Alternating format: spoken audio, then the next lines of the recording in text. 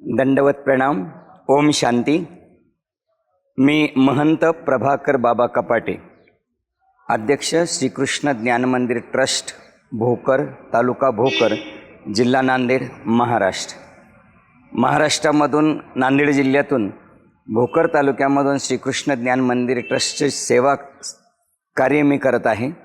हे श्रीकृष्ण ज्ञान मंदिर महानुभाव संप्रदायाचे आहे आणि मी एक महानुभाव संप्रदायाचा प्रचारक आहे. कथा करतो, कीर्तनं करतो, प्रवचनं करतो. असंख्य लोक कथा कीर्तनातून माझ्याशी जुळलेले आहेत. महानुभाव संप्रदायाचा विचार खांद्यावर घेऊन प्रचार प्रसार करत असताना मला प्रजापती ब्रह्माकुमारी विश्वविद्यालयाची एक शाखा आहे आमच्या भोकरमध्ये. त्या ठिकाणी असलेल्या हर्षा बेंजी यांच्या माध्यमातून मी या ठिकाणी शांतिवन या ठिकाणी एका कार्यक्रमासाठी येऊन पोहोचलो. हा कार्यक्रम मी 3 दिवस अटेंड केला आणि या 3 दिवसामध्ये बऱ्याचशा काही गोष्टींची मला माहिती झाली. आपला भारत देश जो आहे तो अनेक धर्म, संप्रदाय, संत, आचार्य, ग्रंथ याने विपुल असा आहे. एखाद्या श्रीमंत माणसाच्या घराचा कोपरान कोपरा समृद्ध असावा तसा आपल्या भारत देशामध्ये अनेक धर्म, पंथ, संप्रदाय मानवाला ऊर्ध्व दिशेकडे घेऊन जाण्यासाठी प्रयत्न करत आहेत. या ठिकाणी आल्यानंतर मी इतका आनंदित झालो, इतका माझं हृदय भरून आलं की या ठिकाणची जी व्यवस्था, या ठिकाणी असलेलं कार्य, या ठिकाणी जीवाच्या कल्याणासाठी, विश्वाच्या कल्याणासाठी, मानवाच्या उद्धारासाठी जो प्रयत्न प्रजापती ब्रह्माकुमारी या संस्थांच्याकडून, या संस्थेकडून जो चालू आहे तो अतिशय उत्कृष्ट आहे. आज अनेक धर्म, पंथ, संप्रदाय मानवाच्या उद्धारासाठी विविध मार्ग सांगतात, परंतु महानुभाव पंथाचे संस्थापक भगवान श्री चक्रधर स्वामींनी ज्याप्रमाणे सांगितलं, अंधश्रद्धेला बळी न पडता परमेश्वराचा मार्ग कसा आपल्याला आत्मसात करता येईल, यासाठी आपल्याला कमीत कमी वेळामध्ये आपल्या जीवनामध्ये आनंद, ईश्वर प्राप्ती करण्याची गरज आहे. आणि या गरजेसाठी अंधश्रद्धेला अजिबात बळी पडू नका. खूप आवडलं मला या ठिकाणची प्रार्थना मंदिरं मी बघितली. या ठिकाणच्या प्रवचनाचे जे सगळे कार्यक्रम मी स्वतः अटेंड केले, ऐकले, अगदी तन्मय होऊन ऐकले. आणि या सगळ्या प्रवचनांमध्ये, या सगळ्या व्याख्यानांमध्ये, या चर्चासत्रांमध्ये, या संवादामध्ये इथे जी मुरली होते ती इतकी गोड असते. त्याला भगवान श्री चक्रधर स्वामींनी ज्याप्रमाणे महावाक्य सांगितलेत तशाच धर्तीचे, तशाच विचाराचे तत्सम असलेले विचार या ठिकाणी मुरलीच्या माध्यमातून मानवाच्या, विश्वाच्या कल्याणासाठी सांगितले जातात. मी स्वतः 3 दिवस मुरलीचा कार्यक्रम ऐकला. त्या मुरलीच्या ज्याप्रमाणे भगवान कृष्णाच्या सप्तसुरांच्या या मुरलीमधून जशी मधुर स्वर निघाले आणि पशु, पक्षी, वन्य प्राणी आणि त्याचबरोबर मानवांना आत्मकल्याणाचा एक आनंद आणि सूर लाभला, त्याचप्रमाणे या मुरलीमधून जीवाच्या, विश्वाच्या कल्याणासाठी माणसांमध्ये जी क्रूरता भरलेली आहे, जी मनुष्य दानव असलेला राक्षस बनत चाललेला आहे, हा मनुष्य या माणसाला देवत्व कसं निर्माण करता येईल आणि तो भगवंताशी, परमात्मा जो विश्वपिता आहे, परमात्मा आहे, जो प्रजेचा मालक आहे, ज्याला आपण बापजादा म्हणतो, अशा पद्धतीचा जो भगवान परमात्मा आहे, जो निर्गुण आहे, निराकार आहे, अशा भगवंताशी नातं जोडण्याचं सोपा मार्ग यांनी सांगण्याचा खूप सुंदर असा प्रयत्न केलेला आहे. आणि म्हणून या ठिकाणी मी बघितलं, कुठेही गंध लागत नाही, कुठे फूल लागत नाही, कुठे अक्षदा लागत नाही, कुठे उदबत्ती लागत नाही, कुठे स्नान घालावं लागत नाही, कुठे काही भोग नाही. फक्त परमेश्वराचं चिंतन करणे, नामस्मरण करणे आणि त्याचं ध्यान करणे. कारण ध्यान अत्यंत महत्त्वाचं आहे. गीतेमध्ये भगवान परमात्मा सांगतात, ज्ञानात ध्यानम विशिष्यते, ज्ञानापेक्षा ध्यान अत्यंत श्रेष्ठ आहे. आणि म्हणून ते ध्यान कसं करावं, ते चिंतन कसं करावं, भगवंताची मूर्ती कशी आठवावी, हे सांगण्यासाठी या राजयोगाचा सुंदर मार्ग त्यांनी सांगितलेला आहे. एखाद्या शेतामध्ये काही पेरायचं असेल ना, तर त्या शेतीला संपूर्ण स्वच्छ करावं लागतं. त्याच्यातले गवत, त्याच्यातली हरळी, त्याच्यातली बाबळी, त्याच्यातले झाडं हे सगळे काढून टाकावे लागतात. सुंदर जमीन तयार करावी लागते आणि मग सुंदर जमीन तयार केल्यानंतर त्याच्यामध्ये आपल्याला बीजारोपण करता येतं.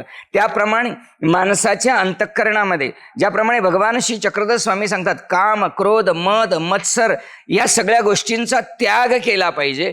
या अहंतेची जी मुळं आहेत, माणसाच्या ठिकाणी असलेली जी अहंता आहे, अहंकार आहे, हा अहंकार काढून टाकल्याशिवाय शांतीचं बीजारोपण आपल्याला करता येणार नाही. आणि म्हणून शांतीच्या बीजारोपणासाठी आपल्याला ध्यान करणं अत्यंत गरजेचं आहे. ध्यान म्हणजे काय? ध्यान म्हणजे त्याची आठवण. जो माझा बापजादा आहे, जो माझा परमपित आहे, जो मला आनंद देणार आहे. मी ऐकलं या ठिकाणी, या कथेमध्ये, या ठिकाणच्या प्रवचनामध्ये मी ऐकलं की परमेश्वर कसा आहे? तो समर्थ आहे. परमेश्वर कसा आहे? तो निर्गुण निराकार आहे. तो परमेश्वर कसा आहे? दयावान आहे, तो कृपावान आहे आणि तो जीवावर परमप्रेम करणार आहे. जगामध्ये आज बघितलं तर आज मनुष्याकडे सगळी साधनं उपलब्ध आहेत. काय नाही आज माणसांच्याकडे? माणसांच्याकडे विज्ञानाच्या माध्यमातून सगळ्या गोष्टी घरात आलेल्या आहेत. मुंबईमध्ये, दिल्लीमध्ये काय चाललं तो घरात पाहू शकतो. आज जे शक्य नव्हतं 50 वर्षापूर्वी, 100 वर्षापूर्वी, ते आज माणसाच्या प्रत्येकाच्या घरामध्ये आहे. सगळी साधनं उपलब्ध माणसाकडे आहेत सुखाची. पण आम्हाला सुखाची गरज नाही आहे, कारण सुखाला विरुद्धार्थी शब्द आहे. सुखाला विरुद्धार्थी शब्द दुःख आहे आणि दुःखाला विरुद्धार्थी शब्द सुख आहे. आम्हाला सुखाची गरज नाही, कारण सुख बदलत जातं. सुखाच्या पायऱ्या बदलत जातात. जे आम्हाला उन्हाळ्यामध्ये सुख वाटतं ते हिवाळ्यामध्ये आम्हाला त्याचं ते नको वाटतं.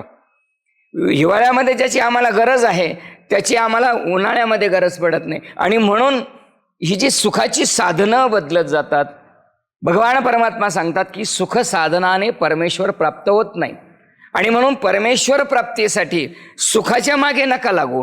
तुम्ही सुखाच्या पाठीमागे जोपर्यंत लागाल तेव्हा तुम्हाला दुःखच भेटत राहील. आणि म्हणून तुम्हाला जर सुखाच्या वेगळा शब्द पाहिजे असेल तर तो आनंद आहे. आणि हा आनंद फक्त भगवान परमात्म्याकडे, जो परमपिता आहे, जो विश्वाचा उद्धारक आहे, असा जो परमेश्वर आहे, या परमेश्वराचं नातं जोडण्याचं कार्य राक्षस असलेल्या मानवाला मानव बनवून ईश्वर भक्तीला लावून त्याच्या आत्मउद्धाराचं कार्य करण्याचं काम प्रजापती ब्रह्माकुमारी, शांतिवन असो, पांडवन असो, हे विविध जी वनं आहेत, या ठिकाणी सगळ्या प्रकारचे जे काही कार्य चालू आहे. मला विशेष वाटलं की या ठिकाणी एवढं मोठं कार्य आहे, एवढ्या मोठ्या इमारती आहेत. एकेका ठिकाणी 25,000 माणसं बसून प्रवचन ऐकू शकतात. 25,000 माणसं एका वेळेस, एका तासात त्यांचं जेवण तयार होऊ शकतं. आणि एवढं सगळं असताना, एवढी मोठी ही सगळी संपत्ती, वैभव उभं असताना कुठेही देणगीदाराचं नाव लिहिलेलं नाही. कोणी 1 रुपया दिला की 100 रुपये दिले की 1 कोटी दिले, कुठेच कुणाचं नाव नाही. आम्ही तर 100 रुपये देणगी दिली किंवा 1000 रुपये देणगी दिली तर आम्ही आमचं नाव बोर्डावर आलं पाहिजे म्हणतो. याच्या स्मरणार्थ मी पंखादान केला म्हणतो. आपण थोडंसं जगाकडे बघितलं पाहिजे. आणि म्हणून आदर्श जीवनामध्ये आपल्या कल्याणासाठी, मानवाच्या आरोग्यासाठी सुद्धा या ठिकाणी खूप विविध उपक्रम मी पाहिले. या ठिकाणी ग्लोबल हॉस्पिटलसारख्या हॉस्पिटलला मी प्रत्यक्ष जाऊन भेट दिली. या ठिकाणी सौर ऊर्जेच्या ठिकाणी मी जाऊन भेट दिली. कृषी किती सुंदर पद्धतीने करता येते याचंही सुंदर उदाहरण त्यांनी या ठिकाणी दिलेलं आहे. विशेष म्हणजे राजस्थानमध्ये पाण्याचा खूप तुटवडा असतो, परंतु या पाण्याचा, वेस्ट पाण्याचा, जे वापरलं गेलेलं पाणी, त्या वेस्ट पाण्याचा ईस्टमध्ये चांगल्या प्रकारे, उत्कृष्ट प्रकारे पाणी पुन्हा ते हे करून, फिल्टर करून पुन्हा ते झाडांना, वनस्पतींना दिलं जातं. एक एक थेंब वाचवला जातो. या ठिकाणी अन्नदान जे केलं जातं ते अन्नदान सुद्धा इतकं सुंदर, सात्विक असतं. यामध्ये कांदा नाही, यामध्ये लसूण नाही. आणि म्हणून सात्विक अन्न खाल्ल्यानंतर सात्विक विचार मानवाच्या कल्याणामध्ये मिळून जातात. आणि म्हणून प्रजापती ब्रह्माकुमारींनी जे सांगितलेलं आहे की आपल्याला जर आनंद मिळवायचा असेल तर आपल्याला काहीतरी सोडावं लागणार आहे. आपल्यातला काम, आपल्यातला क्रोध, आपल्यातला मत्सर, आपल्यातले अहंकार, ह्या सगळ्या काढून टाकल्या पाहिजे. कारण भगवंताजवळ जाण्यासाठी ज्या गरजेच्या वस्तू आहेत, त्या गरजेच्या वस्तू आम्हाला प्राप्त करायच्या असतील तर राजयोग करणं अत्यंत गरजेचं आहे. राजयोगामध्ये आपल्या ठिकाणी असलेले जे दोष आहेत, हे दोष सगळे काढून तो निर्गुण निराकार असलेला भगवान परमात्मा ज्याला आपण सत्यम शिवम सुंदरम असं म्हणतो, जो सत्य आहे, जो पवित्र आहे, जो पावन आहे, जो निराकार आहे, जो आनंददायी आहे, असा जो भगवान परमात्मा, अशा परमात्म्याला तुम्हाला जर प्राप्त करायचं असेल तर आपण सर्वांनी एकदा या आबुरोड वरून जवळच असलेल्या शांतिवन प्रजापती ब्रह्माकुमारी या संस्थानाला आपण भेट दिली पाहिजे आणि आपल्या मनाने, वाचेने, दृष्टीने अहिंसा व्रत आपण स्वीकारण्यासाठी या ठिकाणी येऊन आपल्या आत्म्याचा उद्धार केला पाहिजे. या ठिकाणी मी बऱ्याचशा बेंजींना भेटलो आणि बेंजींच्या ठिकाणी असलेली विनयता, नम्रता, चारित्र्य संपन्नता ही अत्यंत महत्त्वाची गोष्ट आहे. मी एका बेंजींना विचारलं तेव्हा मला समजलं की जवळजवळ 60,000 ब्रह्मचारी ब्रह्माकुमारीच या ठिकाणी कार्य करत आहेत आणि अवघ्या विश्वातून एकत्र आलेली ही माणसं आहेत. ओळख असो नसो इतकं विनयतेने, नम्रतेने सगळ्यांना ते मार्गदर्शन करतात. तसेच या ठिकाणी अनेक भाऊ आहेत, वेगवेगळ्या प्रकारचे भाऊ आहेत. CA झालेले भाऊ इथं आहेत, MD MBBS झालेले भाऊ या ठिकाणी आहेत, इंजिनियर झालेले आहेत, मीडिया क्षेत्रातले आहेत, सगळ्या क्षेत्रामध्ये प्रावीण्य मिळवलेली आमदार खासदार लोक सुद्धा या ठिकाणी सेवा करतात. खूप आनंद वाटला, खूप माझं हृदय भरून आलं की आपल्याला खूप उशिरा या ठिकाणी हे प्रजापती ब्रह्माकुमारीचे हे संस्थान माहिती झालं. आपल्याला सुद्धा अनेक प्रकारचे विचार प्रत्येक मानवाने या ठिकाणी येऊन भेटलं पाहिजे. या ठिकाणी एक मला विशेष असं वाटलं की या प्रजापती ब्रह्माकुमारीच्या या पेंडालमध्ये, मंडपामध्ये, या क्षेत्रामध्ये, या छायेखाली जेव्हा माणूस येतो ना तेव्हा तो फक्त त्याला बघत असताना माणूस मत म्हणून बघतात. तो परमेश्वराचा, परमात्म्याचा पवित्र आत्मा आहे या दृष्टीनं त्याला बघितलं जातं. जो इथे येऊन पोचतो तो भाग्यवान आहे. उपनिषदामध्ये असं म्हटलंय, कुलम पवित्रम जननी कृतार्थ वसुंधरा पुण्यवती च तेन अपार संवित सुखसागरेस्मिन तल्लीनमेश्य परब्रह्मणी चित्त. भाग्यवान आहेत जे जीव की जे आपल्या संसारातील काही वेळ काढून या ठिकाणी येतात. सर्वज्ञ श्री चक्रधर स्वामी सुद्धा सांगतात आणि आमचे आचार्य मंडळी पण सांगतात की आम्हाला देव दुर्लभ नाही, देव तो सदैव आहे, सर्व काळी आहे, भविष्यात, भूत आणि वर्तमान तिन्ही कालामध्ये तो उपस्थित आहे. देव दाखवणारा मिळत नाही, देव सगळ्या ठिकाणी आहे, पण तो देव कोणता, कोणत्या देवाची आपण भक्ती केली पाहिजे हे दाखवणारे आज जगामध्ये खूप दुर्लभ आहेत. आणि म्हणून आपल्या जीवनाचं कल्याण करायचं असेल, आपल्या जीवनात आत्मिक शांती तुम्हाला हवी असेल, आपल्या जीवनामध्ये काही दुःख असतील, ही सगळी दुःख विसरण्याचं पवित्र आणि पावन ठिकाण आणि निसर्गाच्या रम्य वातावरणामध्ये असलेलं हे ठिकाण, माउंट आबूच्या या कुशीमध्ये बसलेलं हे शांतिवन खरोखर माणसाला आत्मिक शांती प्रदान करतं.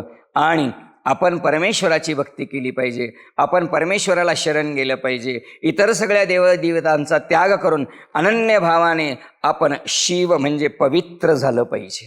आणि पवित्र झाल्याशिवाय शिवाचा, सत्यम शिवम सुंदरम जो भगवान परमात्मा आहे, अशा भगवंताला, त्या अशा भगवंताकडे जाण्यासाठी आम्ही कसे पावन होणार. आणि म्हणून आपल्या जीवनातला प्रत्येकाने वेळ काढला पाहिजे आणि या ठिकाणी येऊन आपल्या आत्म्याच्या उद्धारासाठी, आपल्या ठिकाणी असलेल्या सगळे जे अवगुण असेल ते अवगुण सगळे निघून जाण्यासाठी, आपल्या ठिकाणी असलेला द्वेष, आपल्या ठिकाणी असलेला अहंकार, आपल्या ठिकाणी असलेला काम, आपल्या ठिकाणी असलेला क्रोध, असूया, अनेक कचऱ्यानं जीवन आमचं भरलेलं आहे. सगळा कचराच आमच्या जीवनामध्ये आहे. इथं मी बघितलं, या शांतिवनामध्ये येऊन बसल्यानंतर गीतेवर बोलणाऱ्या एक बेंजी होत्या, मला त्यांचं नाव आठवत नाही, इतकं गोड त्यांचं प्रवचन होतं. साध्या सोप्या भाषेमधून, सरळ भाषेमधून त्यांनी गीता समजवण्याचा खूप सुंदर प्रयत्न केला. गीता आपल्याला समजली पाहिजे आणि ती सच्ची गीता, खरी गीता काय आहे, गीता आम्हाला काय सांगते आहे.